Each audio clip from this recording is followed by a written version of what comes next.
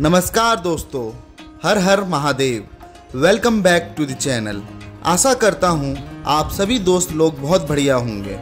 ये बनारस सीरीज़ का एपिसोड 2 है और ये व्लॉग बहुत ही स्पेशल होने वाला है क्योंकि इस व्लॉग में मैं आपको स्वयंभू बाबा विश्वनाथ धाम के दर्शन करवाऊंगा और आपको बोट राइड के साथ बनारस की बेहतरीन शाम और वहाँ के घाटों के दर्शन करवाऊंगा।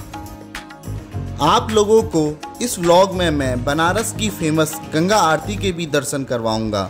सौभाग्य से हमें दशमेश घाट और 80 घाट दोनों जगह गंगा आरती देखने को मिली, तो वो भी मैं इस व्लॉग में आप लोगों के साथ शेयर करूंगा। तो चलिए अब मैं आप लोगों को बाबा विश्वनाथ जी के दर्शन के लिए ले चलता हूँ।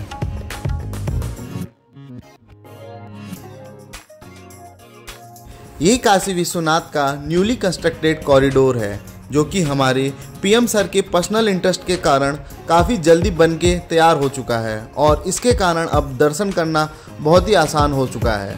ये दशमेश घाट से सीधे काशी विश्वनाथ मंदिर को जोड़ता है। आप लोग देख सकते हैं कि कॉरिडोर कितना ज़्यादा खूबसूरत और दर्शनीय है और ये इसका एंट्रेंस गेट है और यहाँ पर काफ़ी सारे लोग आसानी से बाबा विश्वनाथ जी के दर्शन के लिए आ सकते हैं और बहुत इजीली एकोमोडेट हो सकते हैं। जैसा कि ये मंदिर शहर के बीचों बीच स्थित है, इसलिए कुछ टाइम पहले तक मंदिर तक पहुंचने के लिए बनारस शहर की पतली पतली गलियों से होकर गुजरना पड़ता था, जिसके कारण भक्तों को बहुत ज़्यादा तकलीफ़ों का सामना करना पड़ता था। पर इस नए कॉरिडोर के बनने के कारण अब लोग आसानी से बाबा विश्वनाथ जी के दर्शन कर सकते हैं। ये कॉरिडोर परिसर के अंदर गंगा द्वार का निर्माण किया गया है। इसके आगे मोबाइल फ़ोन्स अलाउड नहीं है। यहाँ पर को आप लोग पापा को देख सकते हैं कि कितना ज़्यादा उत्साह है मंदिर में जाने के लिए और ये कितना भव्य बनाया गया है, देखिए गंगा द्वार। और अगर कोई मेरे से ये पूछे कि बनारस में आके बाबा विश्वनाथ जी के दर्शन करने का साल में सबसे अच्छा समय कौन सा होता है, तो ये कहना तो बहुत ही ज़्यादा मुश्किल है क्योंकि साल भर यहाँ पर को हमेशा ही भीड़ रहती है और ख़ासकर शिवरात्रि और सावन के महीने में तो बहुत ज़्यादा भीड़ हो जाती है। इसलिए आप लोग यहाँ पर को जब भी आएँ तो आप लोग ऑनलाइन बुकिंग वगैरह करवा सकते हैं, जिसके कारण आपको परेशानियों का सामना नहीं करना पड़ेगा।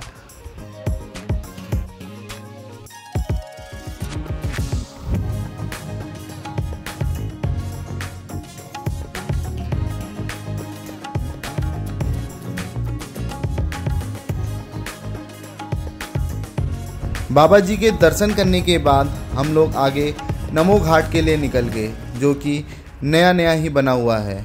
और आप लोगों को मैं बताना चाहूँगा कि वरुणा घाट से लेके 80 घाट तक पहले 84 घाट हुआ करते थे, पर अब इसमें एक नया घाट शामिल हो गया है जिसको कि नमो घाट का नाम दिया गया है।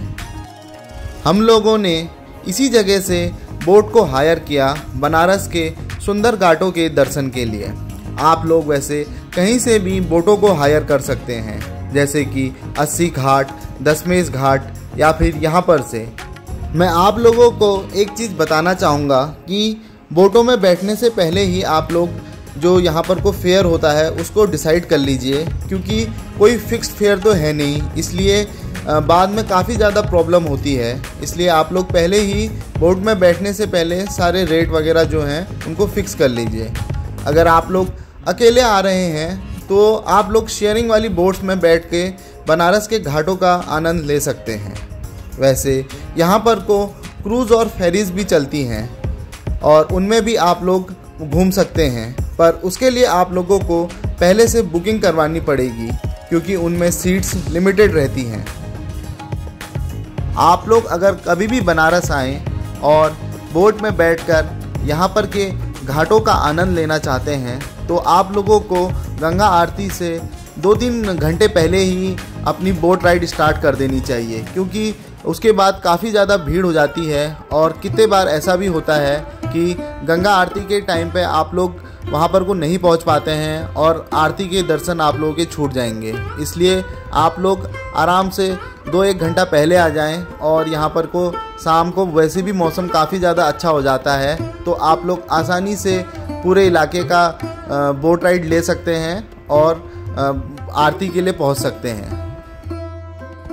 शाम को बनारस के घाट देखने लायक रहते हैं और नाव में बैठकर ऐसा लगता है जैसे कि आप पुराने समय में वापस चले गए हैं, क्योंकि बनारस शहर अभी भी अपनी ऐतिहासिक धरोहर को संजोए हुए है।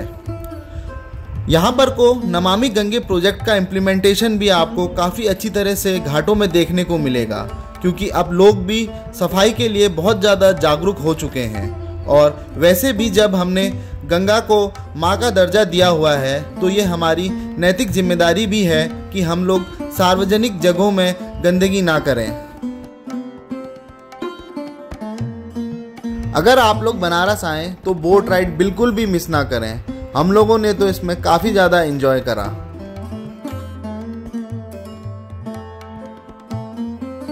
चलिए अब आप लोगों के साथ बनारस शहर से जुड़ी कुछ रोचक बातों को मैं शेयर करता हूँ।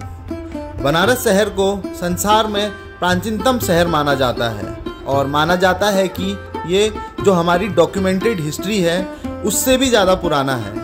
और बनारस शहर को वाराणसी और काशी के नाम से भी जाना जाता है। हिंदू धर्म में इसको सर्वाधिक पवित्र नगरों में से एक माना जाता है और इसके अलावा बुद्ध और जैन धर्म के लिए भी ये स्थल बहुत ही ज़्यादा पवित्र माना जाता है। माना जाता है कि प्राचीन काल में हुए एक राजा कासा के नाम पर इस शहर का नाम काशी पड़ा। वहीं एक मत ये भी है कि काशी को कई बार काशिका नाम से भी संबोधित किया जाता है। काशिका का मतलब होता है चमकता हुआ, इसलिए इसको काशी भी बुलाया जाता है। आध्यात्मिक छवि के अलावा भारतीय संस्कृति, कला और शिक्षा के लिए भी ये शहर बहुत ही ज़्यादा इम्पोर्टेंट है। सैकड़ों वर्षों से शहर ने अपनी इन चीज़ों में बहुत ही ज़्यादा अलग पहचान बनाई हुई है। प्राचीन समय से अनेक महान विभूतियों का इस जगह पर को वास रहा है, जिनमें से महर्षि अगस्त्य, धन्वंतरी, गौतम बुद्ध, संत कबीर, रानी लक्ष्मीबाई, पतंजलि, स्वामी रामानंदाचार्य, वल्लभाचार्य, गोस्वामी तुलसीदास और महर्षि वेदव्यास जैसे लोगों ने अपनी विद्या का प्रचार प्रसार करा। जो फेरी बोट के बारे में मैंने आप लोगों को पहले बताया था वो ये है और इसमें बैठकर भी आप लोग पूरे गंगा घाटों का आनंद ले सकते हैं। पर इसमें बैठने के लिए हम लोगों को पहले से बुकिंग करवानी पड़ती है, जो हम लोगों को यहीं जाके पता चला था, इसलिए हम लोगों ने नॉर्मल वाली बोट ही ली। पर इनमें बैठकर भी बहुत ही ज़्यादा मज़ा आया हम लोगों को।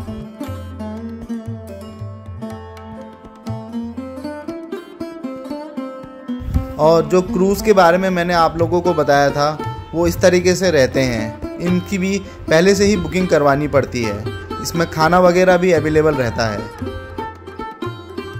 इस जगह पे नदी इतनी ज़्यादा चौड़ी है कि यहाँ पर को नाव में बैठ के ऐसा लगता है कि आप लोग समुंदर में ही नाव में बैठे हुए हैं।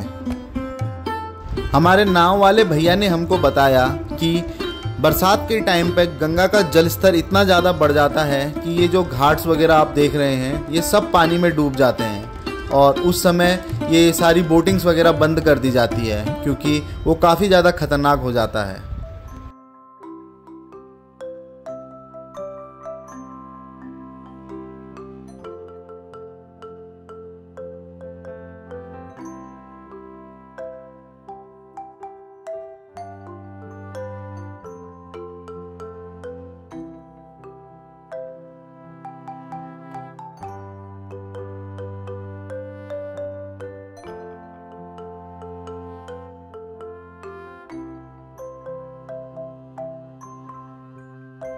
अब हम लोग इस समय जो ये घाट देख रहे हैं इसको मणिकर्णिका घाट कहा जाता है और बनारस में दो ही घाट ऐसे हैं जहाँ पर को दाह संस्कार किया जाता है। एक मणिकर्णिका घाट और दूसरा राजा हरिश्चंद्र घाट। इस जगह के बारे में माना जाता है कि माता पार्वती जी का कर्णफूल यहाँ पर को एक कुंड में गिर गया था, जिसे ढूंढने का काम भगवान शंकर जी द्वारा किया गया, जिस कारण इसको मणिकर्णिका कहा जाता है। और इसी जगह पर को भगवान शंकर ने सती माता का अंतिम संस्कार किया था, जिस कारण इसे महाश्मशान भी कहा जाता है।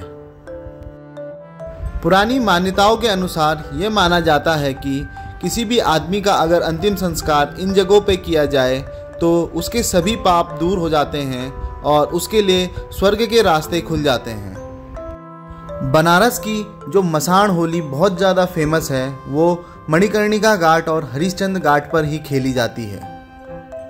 मणिकर्णिका घाट से थोड़ी ही दूरी पर को काशी की आद्य शक्ति विशालाक्षी जी का मंदिर स्थित है। अब जो घाट आप लोग देख रहे हैं यह दशमेश घाट है, जो कि काशी विश्वनाथ कॉरिडोर के बिल्कुल स्टार्टिंग पॉइंट पे ही है और यहीं पर को गंगा आरती की जाती है, जो कि बहुत ही ज़्यादा फेमस है। चलिए अब आप लोगों को गंगा आरती के दर्शन करवाते हैं।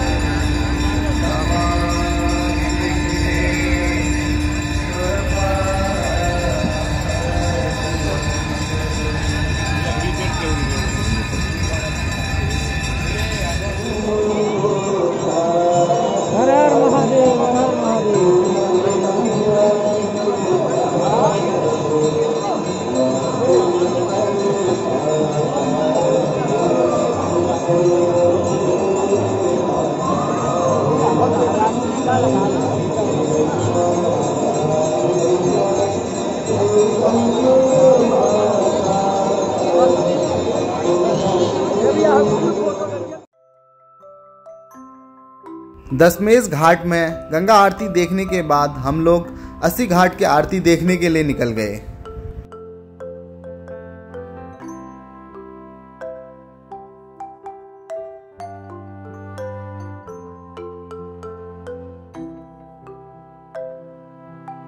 अस्सी घाट से थोड़ा ही पहले वाराणसी का एक बहुत ही पौराणिक घाट पड़ता है, जिसको कि राजा हरिश्चंद्र घाट कहा जाता है। पुरानी कथाओं के अनुसार काशी के राजा हरिश्चंद्र ने सत्य और न्याय की स्थापना के लिए शमशान भूमि पर काम किया था और वो यही जगह है, इसलिए इसका नाम हरिश्चंद्र घाट रखा गया है। इस घाट में चिताएं 24 घंटे जलती रहती हैं और यहाँ पर को आके इस बात का एहसास होता है कि इंसान जो पैसों का इतना ज़्यादा घमंड करता है वो सब नश्वर है और वास्तव में ये सब कुछ भी नहीं है और जो भी इंसान है वो सब यहीं पर को छोड़ के जाता है।